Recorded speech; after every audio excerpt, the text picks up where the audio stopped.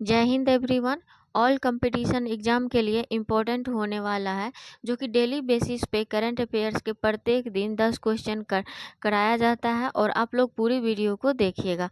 तो स्टार्ट करते हैं आज का महत्वपूर्ण क्वेश्चन के साथ। तो कह रहा है कि यहाँ पे सिप्री के रिपोर्ट के अनुसार दुनिया का सबसे बड़ा हथियार आयातक देश कौन सा है। तो ये जो है ना, सिप्री के अनुसार दुनिया का सबसे बड़ा हथियार आयातक देश आपको हो जाएगा यूक्रेन। कौन है? तो यूक्रेन देश है। अब ये सिप्री क्या है? कह रहा है कि सिप्री जो है ना, कहाँ पे है? तो ये स्टॉकहोम में है। स्टॉकहोम में है। और स्टॉकहोम कहाँ पे है? स्वीडन में है। और ये जो है ना, रिपोर्ट जो आया है हथियार आयातक, इम्पोर्टेंट है। कब से आया है? कब के लिए है? आया है 2020 से 24 के लिए आया है। और पहला स्थान किसका है? यूक्रेन का है। सेकंड स्थान जो है भारत का है। याद रखिएगा, भारत का आयातक में कौन सा स्थान है? सेकंड है। और हथियार को बेचने वाला देश कहा जाए तो पहला स्थान आ जाता है यूएसए का। सबसे ज़्यादा जो है ना, आपूर्ति करने वाला देश कौन सा है? ये हो जाएगा यूएसए। अब देख लेते हैं कि भारत को हथियार आपूर्ति करने वाला सबसे बड़ा देश कौन है। तो अभी जो है सबसे बड़ा देश रूस है। सेकंड स्थान पे जो है फ्रांस आ जाता है। अब यूक्रेन की बात कर लेते हैं। तो यूक्रेन की राजधानी कहाँ पे है? कीव है। और इसकी जो है ना करेंसी है रिवानविया है। इतना पॉइंट आप लोग याद रखिएगा। अब अगला क्वेश्चन की ओर स्टार्ट करते हैं। तो कह रहा है कि हाल ही में क्या कहता है, हाल ही में किंग्स बैटन रिले का आधिकारिक रूप से शुभारंभ कहाँ हुआ है? इसका जो है ना ब्रिटेन में हुआ है। और ब्रिटेन का जो है राजा कौन सा है? तो चार्ल्स थर्ड है। ब्रिटेन का राजा कौन सा है? चार्ल्स थर्ड है। चार्ल्स थर्ड है ब्रिटेन का राजा। और इन्होंने कॉमनवेल्थ है के घोषित करने वाले देश के लिए संदेश देता है। और इसका स्टार्ट जो है ना बर्किंघम में पैलेस से किया जाएगा। ठीक है ना।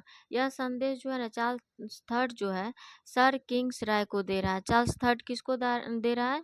सर क्रिस राय को। यह जो है ना ये जो है ना साइक्लिक एथलीट है या खिलाड़ी है। ठीक है। ये जो है कहाँ के हैं? तो स्टॉक के रहने वाले हैं। इतना पॉइंट आप लोग ध्यान रखिएगा। अब जो है ना ये कॉमनवेल्थ के बारे में जान लेते हैं। तो ये जो है किंग्स ब्रिटेन रिले जो है कौन सा चीज में? तो कॉमनवेल्थ गेम्स के बारे में। कॉमन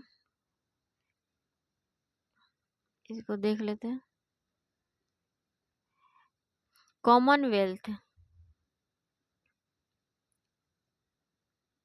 कॉमनवेल्थ गेम्स जो है कब स्टार्ट हुआ था? तो 1930 में जो है पहली बार हुआ था।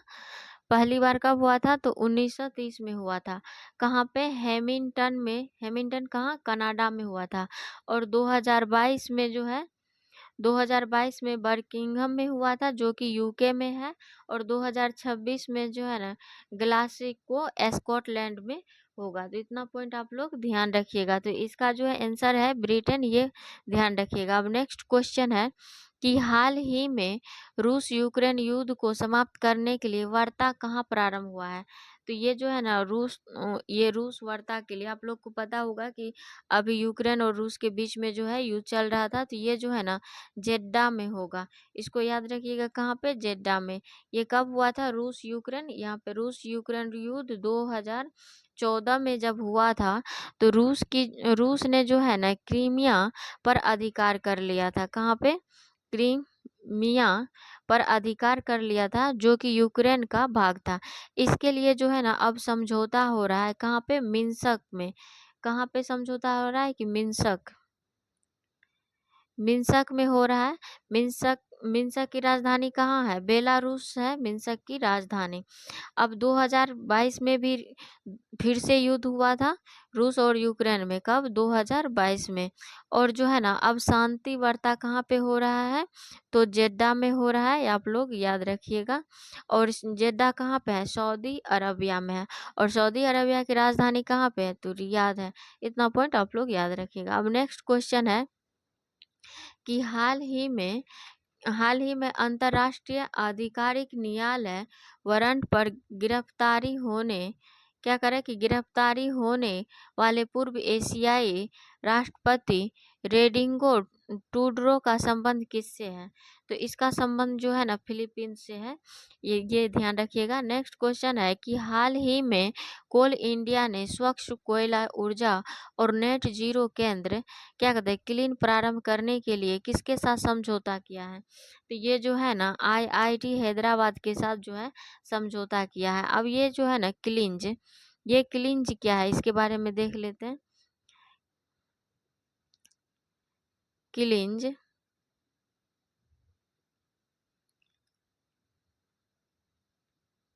ये क्लीन जो है ना क्लींज के बारे में कह रहा है। तो ये स्वच्छता कोयला ऊर्जा और नेट जीरो केंद्र है जो कि पोल्यूशन को कम करने का प्रयास किया जाएगा। ये जो है ना कोल इंडिया कि कौन कौन सब मिलकर करेगा? कोल इंडिया प्लस IIT हैदराबाद के साथ होगा। इतना इसमें टोटल लागत लगा है 98 करोड़ रुपया लगा है। ये जो है ना कोल मिनिस्ट्री कौन है? जी किशन रेड्डी है। कोल मिनिस्ट्री अभी कौन है? तो जी किशन रेड्डी है। इतना पॉइंट याद रखिएगा। अब अगला क्वेश्चन है कि हाल ही में स्वयं का उपग्रह लॉन्च करने की घोषणा करने वाला देश का पहला राज्य कौन सा है? तो ये जो है कौन सा हो जाएगा? तो ये असम रखिएगा। आप लोग इतना ध्यान में असम सेट याद रखिएगा। क्या? असम सेट। सेट से क्या हो जाएगा? सैटेलाइट। असम सेट जो है ये असम जो है ना भारत का पहला राज्य है जो कि स्वयं का उपग्रह लॉन्च करेगा। वह जो है ना अब वहाँ पे अभी पर बजट आया था उसमें जो है घोषणा हो चुका है। तो इसका क्या हो जाएगा? सी हो जाएगा राइट आंसर। अब नेक्स्ट क्वेश्चन है कि हाल ही में संयुक्त राष्ट्र महासभा ने अंतर्राष्ट्रीय आशा दिवस कब मनाने की घोषणा की है? तो ये जो है ना आशा दिवस जो है ना 12 जुलाई को मनाने की घोषणा की है। कब? 12 जुलाई को।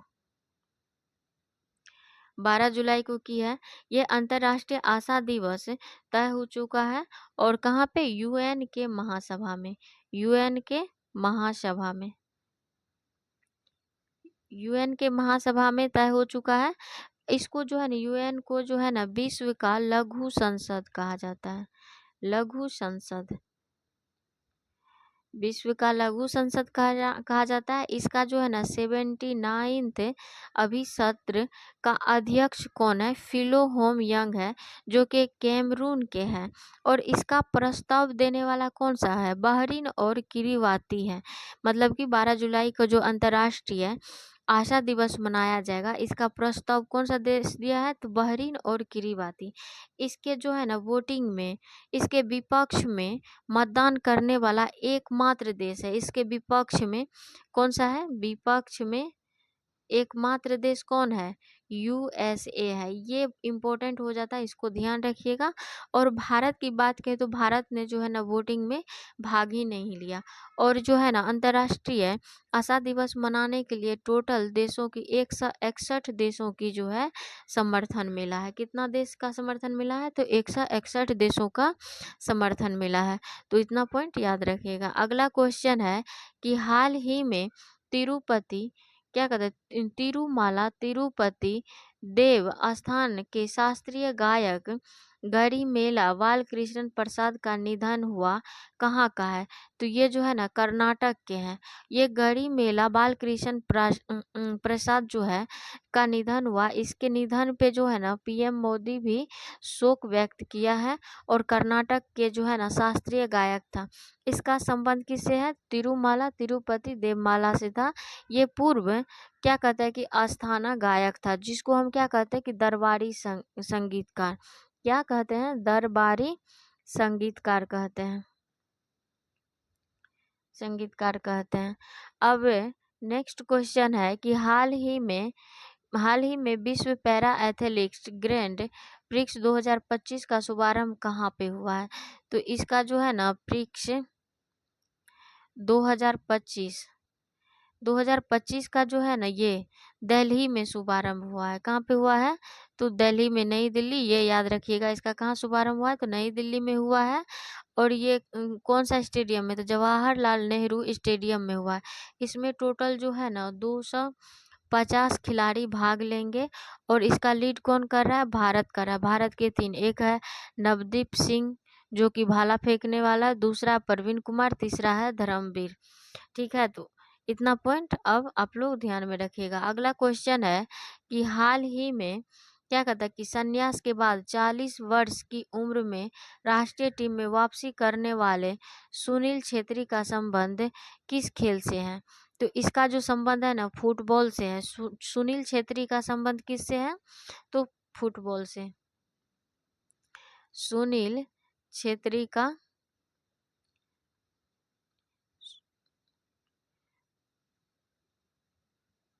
सुनील छेत्री का संबंध किससे है? तो फुटबॉल से है।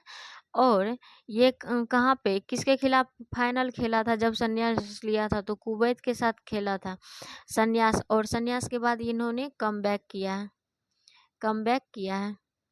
तो इतना ध्यान में रखिएगा। अब जो है ना सुनील छेत्री जी जो है ये जो है ना विश्व गोल करने में इसका स्थान कौन सा है? 3rd है। विश्व में इसका कौन सा गोल करने में? 3रा स्थान है। पहला स्थान जो है ना रोनाल्डो का है जो कि पुर्तगाल के है। दूसरा स्थान मेसी का है जो कि अर्जेंटीना का है। तो इतना पॉइंट आप लोग ध्यान में रखिएगा। अगला क्वेश्चन है कि राष्ट्रपति द्रौपदी मुर्मू ने हरियाणा के हिसार में समग्र कल्याण के लिए क्या कहता है कि आध्यात्मिक शिक्षा अभियान क्या है?